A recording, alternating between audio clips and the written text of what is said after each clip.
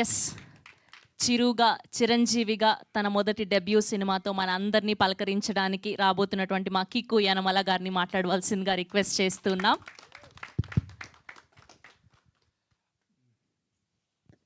అందరికీ నమస్కారం అండి. ముందుగా మీడియా పెద్దలందరికీ నమస్కారం. మా సినిమాని నిలబెట్టిన కాస్ట్ అండ్ క్రూ అందరికీ స్పెషల్ థ్యాంక్స్ అండి. అంటే ఒక్కొక్కరికి ఒక్కొక్క జర్నీ ఉంది చెప్పాలంటే. ఇప్పుడు టైం సరిపోతే థ్యాంక్స్ మీట్లో చెప్తాను. అండ్ ఇది నా ఫస్ట్ స్పీచ్ అండి. ఏదైనా తప్పు లేదన్నా మాట్లాడితే ప్లీజ్ నన్ను క్షమించండి. అయితే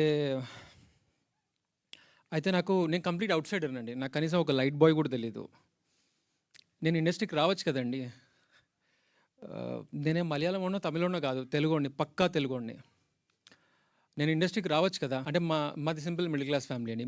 మా అమ్మగారు నాన్నగారు మనకెందుకు రా ఈ సినిమాలు, మనం తొక్కేస్తారేమో, రిలీజ్ చేయనియరో, నెట్టేస్తారేమో, ఇబ్బందులు ఉంటాయి, ఇవన్నీ మనకెందుకు అని చెప్పి ఆల్మోస్ట్ స్టార్ట్ చేసినప్పటి నుంచి అంటూ ఉన్నారు. ఇన్ఫ్యాక్ట్ అందులో చాలా జరిగాయి. నేను అనుకున్నాను, యాక్టర్ అవ్వాలంటే యాక్టింగ్ వస్తే సరిపోతుంది కదా, డైరెక్టర్ అవ్వాలంటే డైరెక్షన్ వస్తే సరిపోతుంది కదా, ఒక మంచి కథతో ముందుకెళ్తే సరిపోతుంది కదా అనుకుంటూ స్టార్ట్ చేశాము. అయితే నేను చెప్పేది ఏంటంటే, ఇండస్ట్రీలో వచ్చి నుంచోవాలంటే గుండె ధైర్యం కావాలండి. అది రైట్కుందా లెఫ్ట్కుందా పక్కన పెట్టండి, దానికే ధైర్యం ఉండాలి. అది సో అంటే ఈ స్పీచ్ పెద్దవాళ్ళు చూస్తారో ఎవరు చూస్తారో నాకు తెలియదు, కానీ ఇండస్ట్రీకి కొత్తగా వస్తున్న వాళ్ళు ఎవరైనా చూసినా, లేదా ఇప్పుడిప్పుడే ఇండస్ట్రీకి వచ్చిన వాళ్ళు చూస్తే మాత్రం మేబీ నా వల్ల వాళ్ళకు కొంచెం ధైర్యం పెరుగుతుందని ఇలా చెప్తున్నాను.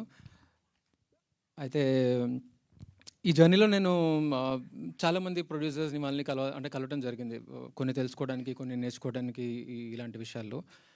స్టార్టింగ్లో మాట్లాడుతున్నప్పుడు అరే ఈ పాయింట్ చాలా కొత్తగా ఉంది కదా,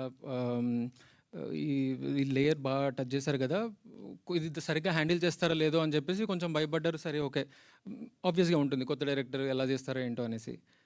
తీరా అంతా కంప్లీట్ చేసుకొని మొత్తం అంతా చేసుకొని ఒకసారి కలుద్దాం అన్నప్పుడు, అరే ఇదే సినిమా నానిగారు ఇంకెవరో పెద్ద హీరోతో చేస్తే బాగుంటుంది కదా, నీకు 50-100 కోట్లు అలా అయిపోతుంది కదా అంటే, అరే అంత ఈజీయా డేట్లు దొరకటం, నాలాంటి వాళ్ళు వెళ్ళి సినిమా తీయడం అంత ఈజీయా?